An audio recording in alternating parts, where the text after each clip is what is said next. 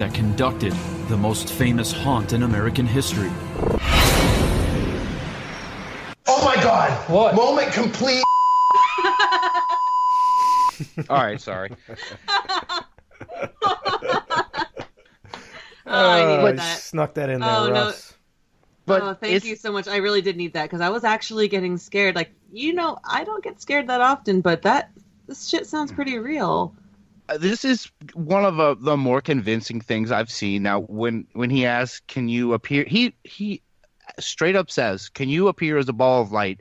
It says, "Yes, I can," and then a little orb flies like right past the camera. It's like almost on cue. This would be one of those things that's kind of hard to put all that together and fake, and to have the right reactions and all of that. Now, it's about a cave next to it.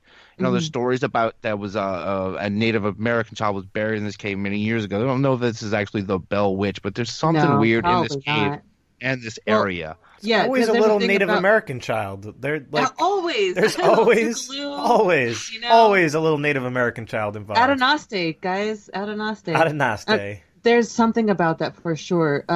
This is just like a personal theory. Obviously, like I said before, there's no science behind it. That's why a lot of people just roll their eyes at this stuff. But just because we haven't figured out how to make this into a scientific norm that we can understand doesn't mean it's not real. And there's definitely a thing about death and the lack of consciousness that attracts these kinds of things. And so, or I don't know, I sound like an idiot now, but I really believe that, of course, if there's a lot of emotion surrounding a certain space, that's going to be, like they said, a hotbed, some kind of attraction thing, kind of like where if you leave something, that has food or moisture, mold's going to grow. And so on a spiritual level, something like that's got to happen too. Here's a burial ground, then it's going to be ripe for at least this kind of energy to manifest.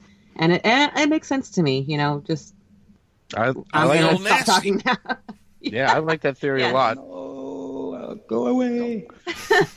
Ghost Adventures isn't the only cable show to dig into this legend. In 2015, A&E released a show called Cursed: The Bell Witch, which followed another ancestor of John Bell, a totally different guy than was on the Travel Channel show, as he attempted to not only investigate the cave, but also break the curse that supposedly plagues his family to this day. This next clip is from that program, and this is Chad, the descendant, first arriving to the property, and he's approached by a man on a four-wheeler. What's that? Sounded like a mortar round. We got company.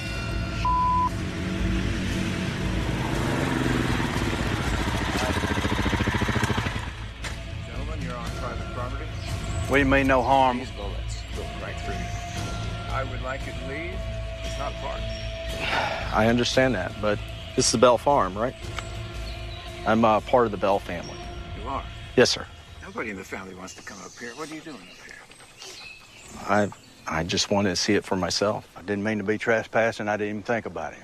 So, I'm Chad. This is John. Hi. How you doing, sir? Joe Purdy. Good to meet you. The reason why we run people out of here is because stuff's happening all the time. People see things. People hear things. You're in a prime spot for something to happen because you're part of the family. This is the original site of John's house. Oh, here we go. There's a marker over here where the original house was. Just kind of commemorates it. Take a look at that right there, sir. Okay, that is cool. 1750 to 1820. You said weird things happen here? People say a lot of stuff, People say there's voices. People say there's singing. You might feel pushed. Your face might be scratched. There's lots of stories. So what do you know about Kate Batts? People say she was a witch. Considering all the stuff that's happened since, I think she was. I've heard shrieking. The reason why we want people to go is because the worst happens at night. I would not spend a night on this property. Any good investigator is going to go to the crime scene to find out what happened. And if there's a curse on John's family, this is where it would have started. Well, I didn't hear you say that. As far as I know, you left. You're the family. If something's going to go down, you're going to be the focus of it. Don't you forget that. Oh, does this guy really sound like random Tennessee guy on a four-wheeler or an actor? Let's be honest. Yeah, no, he definitely sounds like an actor for sure. It may be set up like that, but I mean, he did a pretty good job setting it up. He was so dramatic, like it was the initial meeting is. Well, why would you want? The family doesn't want to come around here. Why would you want to come around here? Why would you want It just sounded. Which one of? It sounded like he was practicing that line in the mirror for like an hour and a half before they shot that scene. He's like the old guy in Pet Sematary. He's like this all-knowing of local spookness, and it just the way he talks, everything about it. It's just and this is the first episode. It seems very, very staged. So the reason I read the story in lieu of playing like our normal clip fest from Ghost Adventures is easy. Look, we know what Baggins is going to focus on, and this A&E show is 5-hour-long episodes of this guy Chad. 5 hours? Holy shit! Holy shit! Five episodes of this guy Chad. Oh, okay, it was broken up. Oh, jeez. Okay. Worrying about his kid being cursed, because evidently this curse is just going through the family. Now, Zach Baggins had a bell descendant. He didn't talk. He was smiling. He didn't seem cursed. But I just looked at both of these guys, Chad and Zach, and I just said to myself, I see what's in your mind. It is stupid. What the fuck? So now we're going to go to the unthrilling conclusion to A Curse to the Bell Witch. At first, they try to burn a prop from the Blair Witch Project as an offering. Why would you do that? That's so. I'm sorry, that's stupid. Why would you do that? Yeah, play the clip again. I see what's in your mind. It is stupid. That might be my favorite clip right now. So, like I said, they've got one of those, like the bundles of sticks that they used in the Blair Witch Project that were everywhere. And they've got like a giant one. You know, talking about all those sticks that were hanging in the forest. They form almost like a weird cross or whatever. Stickman. They form almost like a person shape. I see it every Stickman. Night in my dreams. Right. Yes, Stickman.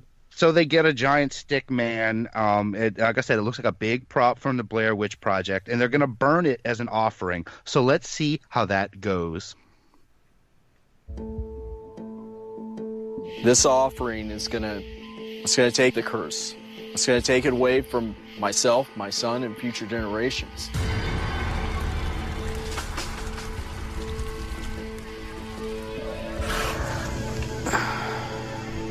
The offering to the land did nothing. I'm tired, dude. It's not over. I'm done with this place. Time is running out. If there's any moment that I'm asking for help, it's now. I have one more chance, and this had better work. Joining our group is my cousin, Bob Bell. Bob Bell. Pastor James. Glad to see you, John. I came here to help you. Thank you. I'm just glad you contacted me because I've seen miracles after miracles. I've been doing this for about 35 years now. We're going to see about the Lord helping the whole family, not just one or two, the whole family. Somebody put a curse on this family, and it keeps going on to the next generation, until it's broken. So we're going to break these curses off you and your family. You have no power, Satan. You will not have this man or his family any longer. In Jesus Christ's name. In Jesus Christ's name. Hands up. Close your hands. You got the curses in your hands.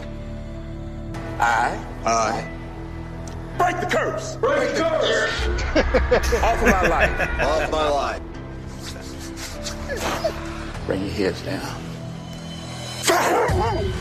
In God's name, in Jesus' name, enter into the body. Enter into the body. From the top of the head to the sole of the feet. They enter in every part right now. And by the power and the blood, I set them free. In Jesus Christ's name. Amen. I think this is the right thing to do. I can't say for sure what happened to my ancestors 200 years ago. I just hope my family can finally lead normal lives. John Bell, hope you can rest in peace. Wow. What the What were they hell? doing to that dog the whole time? I was gonna say, there's a dog in there. That dog must have been possessed, and they. But have he to, sounded like before. He sounded like he needed water really bad. He was the whole time while they were talking. He's, and then all of a sudden in this one, he's like squirming. You could tell he's uncomfortable. Like what's going on here? whimpering. Yeah, That what was were they really doing? weird. He doesn't like the Some of demon, the- like the Bell Witch. You know, exorcisms are very uncomfortable. Some of the stories I've read say that animals won't go in the cave, and if they do go in the cave, they act really weird. But this was a guy, so they tried burning a big prop from the Blair Witch, and right away they're just like, it's like they burn it, and they're like, well, that didn't work. That was a It stupid didn't do idea. anything. Let's get this guy, Pastor James, in here, and so it doesn't sound like even the Pastor James guy helped. At the end, you hear him. He puts flowers on the grave of John Bell, and he splits. Or the show got canceled. I'm not sure. But I do like when Pastor James says this, so it's on the soundboard now. I break the curse. Break the curse. I know. Yes. I'm picturing when everybody puts their hands into a circle, and team. It's like, all right, guys. All Break of the us, curse. every time that we're going to start the podcast, just put your hands into the center and break the curse. And now let's listen closely to the clip because one guy doesn't say curse right. So listen to the very end. One guy's like, break the curse. Play it. I break the curse. Break the curse. Break the curse. Like the Kirsch. And that's Wow. it. That's the end of this cursed the Blair Witch show. I don't know if it got canceled or it was just a big nothing. It was 5 episodes. You can go watch it if you want. It doesn't. I have never heard of it. It must be a big nothing, but I'm going to check it out. It got canceled because it's cursed. I mean, it's just another. Oh. Well, look, everybody, put your hands together. And Pastor James, what should we do? Break the curse. Break the curse. I forgot to say I first, so I guess we didn't break it. Oh my God, Russ! I hope ours isn't cursed now. No, but yeah, before they say put the curse in your hands, and they all put their hands and they'll ball up their fist a little bit, and then he says, I break the curse. Break the curse. Break the curse. Okay, Man. I feel a lot better now. that clip could be great in a remix song. I could hear a beat behind. I Break the curse. Break the curse. break the curse. All right. I like it. That's the modern interpretation of the Bell Witch. They don't have the house to go to and do anything. The house has been gone forever. There's a little landmark there that marks where the house was. So it got demolished entirely, bulldozed. Long time. I mean, it was just an old house anyway. It was just the early 1800s. They weren't keeping it up. But you can go there. It's a tourist destination. Yeah. You bring your Girl Scout troop there. You can go in there. You can take all kind of pictures in there. And yeah, Dre, do you know anything about it being a tourist spot? Yes, absolutely. Well, besides the fact that Zach Bagans went there, that people go there and they actually warn you not to bring in any kind of photographic or recording devices because they will stop working. There will be defects, and sometimes the equipment doesn't recover. Sometimes when you're out with investigating or whatever, or you're in some situation, you're in some place that's severely haunted, your devices, the battery will drain very quickly. But as soon as you leave that place, it kind of comes back, it resets. but I've heard stories